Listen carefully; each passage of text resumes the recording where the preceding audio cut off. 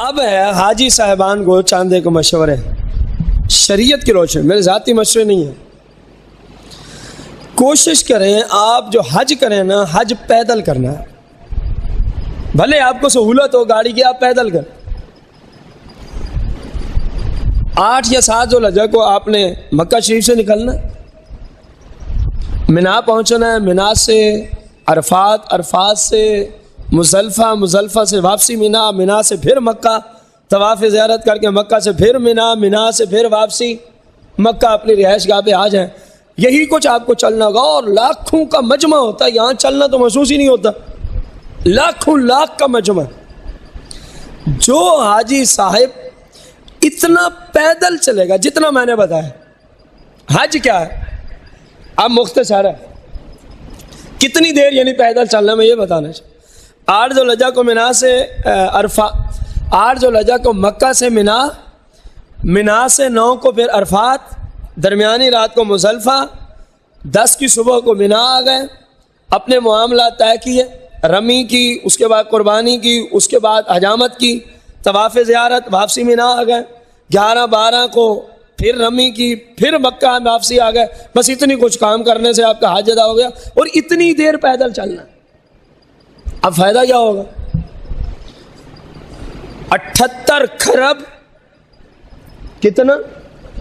78 کھرب 40 ارب نیکیاں اس حاجی کو ملے گی صرف جو پیدل چلائے. اس کے قدم اٹھانے کی برکت سے میں مالک اس کو نیکی عطا فرمائے گا.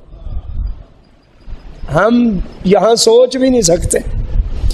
78 کھرب اور 40 ارب نیکیاں اس حاجی کے لیے ہیں. یہ حج کی وجہ سے نہیں ہے کہ اس نے وقوف عرفہ کیا اس کے بدلے میں یہ نیکیاں، اس نے قربانی کی اس کے بدلے میں نیکیاں، اس نے حلق کیا اس کے بدلے میں. یہ اس کے قدم اٹھانے کی برکتیں. باقی چیزوں کے نیکیاں الگ کھڑی ہیں. باقی چیزوں کے نیکیاں تو کیا ہونا ہے، تھوڑی سی مشقت ہی ہوگی نا پیدل چلنے میں. اتنی ساری نیکیاں تو ہاتھ آ جائیں گی. بندہ گیا تو اللہ کو راضی کرنا ہی ہے نا. ہاں اگر کوئی حاجی صاحب مریض ہے یا اتنا بزرگ ہے کہ وہ چلے گا تو اس کے اگلے رکو نہیں رہ جائیں گے. وہ ہر بندے کو اپنی طبیعت کا پتہ، تو پھر اس کے لیے یہ مشورہ نہیں ہے. اس کے لیے مشورہ یہی ہے وہ گاڑی پہ ہی جائے، تاکہ جس مقصد کے لیے گیا وہ اس کے فرائض تو پورے ہوں. بعض لوگ نوافل کے پیچھے پڑے رہتے ہیں، اتنا نوافل کی کثرت کے فرض ہی رہ جاتے ہیں، تو اس نفل کا کوئی فائدہ نہیں ہوتا. اس نفل کا کوئی فائدہ. ساری رات جاگنے کی کوشش کی، جتنے دن جہنم میں ہر رات ہی جاگیں گے، صبح کی نماز ہی جاتی رہی تو تیرے جاگنے کا کیا فائدہ؟ اس قدر جاگا جائے جتنے جاگنے میں آپ کی صحت بحال رہے اور آپ اللہ کی طرف سے جو فرائض واجبات ہیں ان کو صحیح طریقے سے ادا کر سکیں. دیکھیں نا آپ شریعت کا اصول کیا ہے. فرمایا بندہ حج پہ آیا یا عمرے پہ آیا، حج پہ آیا یا عمرے پہ آیا تو حکم دیا پہلے اپنے مقام پہ پہنچے جہاں پہ اس نے رہنا ہے، سامان وغیرہ رکھے، اور جتنی دیر تک اس کی تھکاوٹ دور نہیں ہوتی اتنی دیر تک تھکاوٹ دور کرے. آپ شریعت کے مزاج کو سمجھیں. جب وہ بالکل فریش ہو جائے، دیکھتا ہے کہ اب میری تھکاوٹ کیا ہو گئی ہے، فرمایا اب غسل کرے. غسل کر کے اب مکے میں ہیں تو طواف کی طرف چلے، ظاہر اس نے عمرہ کرنا. اور اگر مدینہ منورہ میں ہے ظاہر نصیب تو آقا دو جہاں صلی اللہ علیہ وسلم کی بارگاہ قدسیہ میں سلام پیش کرنے کی غرض سے چلے. لیکن حکم دیا کہ پہلے اپنی تھکاوٹ کو دور کرو. کیوں؟ فرمایا اس حالت میں اگر آؤ گے نا تو وہ خشوع و خضوع حاصل نہیں ہو سکے گا جو یہاں ضروری ہے. جو یہاں بندہ طواف کر رہا ہے ادھر کوڑ رہا ہے میں مر گیا، اور تھکاوٹ ہو گیا، یہ ہو گیا. کیا فائدہ ہے اللہ کے گھر میں اس حالت میں طواف کرنے کا؟ شریعت نے آپ پہ یہ تو فرض کیا ہی نہیں ہے کہ آپ جیسے وہاں پہنچے مکہ میں تو فی الفور آپ کو عمرہ کرنا ہوگا. شریعت میں ایسی کوئی بات نہیں، بلکہ شریعت تو یہ کہہ رہی ہے کہ آپ اپنی تھکاوٹ کو دور کر کے ہیں. آپ اپنی تھکاوٹ کو دور کر کے. دوسرا مسئلہ یہ تھا رسول کریم رؤوف الرحیم علیہ الصلوۃ والتسلیم کی شریعت مطہرہ کی روشنی میں پورے دن حج کے ہیں یا عمرے کے ہیں، حاجی صاحب کو چاہیے کہ جو بندہ اس کے پاس بیٹھا ہے اس کے سوا کسی بندے کا بھی ذکر نہ کرے تو بہتر یہی ہے۔ آپ کہیں گے یہ کیوں؟ کیونکہ ہم جب بھی کسی کا ذکر کرتے ہیں تو اکثر ہماری حالت یہ ہے ان کلمات سے کر رہے ہوتے ہیں کہ اگر وہ بندہ آ جائے تو ہمیں چپ کرنی پڑتی کہ یہ کہیں سن نہ لے میرے بارے میں یہ کہا جا رہا ہے۔ ہماری جو حالت ہے، میں اپنی حالت کی بات کر رہا ہوں۔ ہاں، اس کا آپ بھلائی سے ذکر کرنا چاہتے ہیں تو بالکل ٹھیک ہے، بھی نمازی بندہ ہے، پرہیزگار ہے، متقی ہے، اس کی اجازت ہے، کوئی مسئلہ نہیں۔ اس کے سوا اگر کوئی ذکر کرنا چاہتے ہیں ایسا کہ اگر وہی بندہ آ جائے جس کا ہم کیا کر رہے ہیں تو ہمیں مجبوراً کیا کرنی پڑے گی؟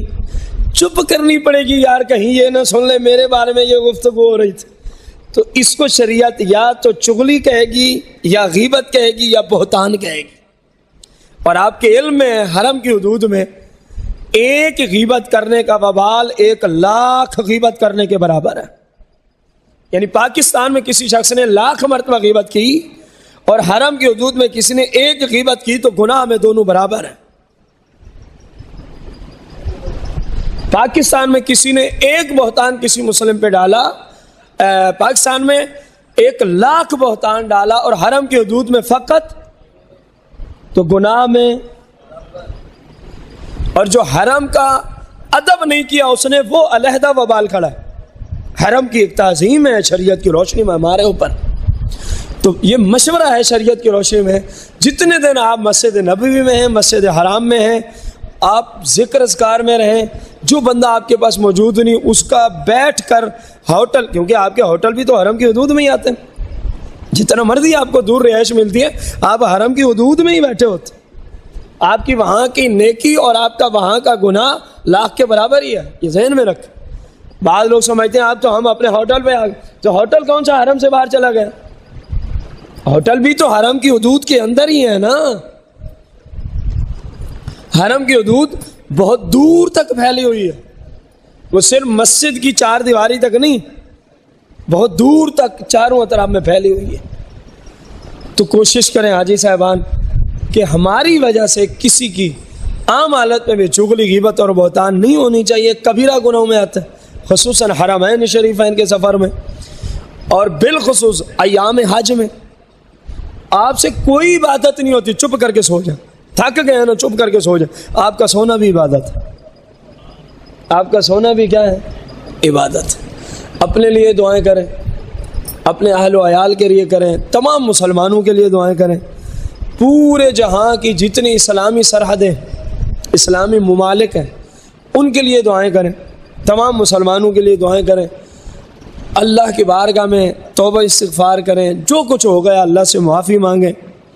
اللہ تبارک و تعالیٰ مجھے آپ سب کو، اور خصوصاً اس سال جو ہمارے بہن بھائی مسلمان حج پہ جا رہے ہیں اللہ کے فضل سے، اللہ کریم ان کی حفاظت فرمائے، اللہ کریم ان کے آنے جانے تک ان کے پیچھے کاروبار، ان کے اہل و عیال کی حفاظت فرمائے، اللہ تبارک و تعالیٰ ان کو شریعت کے مطابق حج کے ارکان صحیح معنوں میں ادا کرنے کی توفیق عطا فرمائے، اور حضور صلی اللہ علیہ وسلم کا صدقہ ان مسلمان حجاج کرام کے توسل سے اللہ ہم سب کو بھی بار بار شریعت کے مطابق حج کی سعادت عظمی عطا فرمائے، آمین بجاہ النبی الکریم علیہ الصلوۃ والتسلیم۔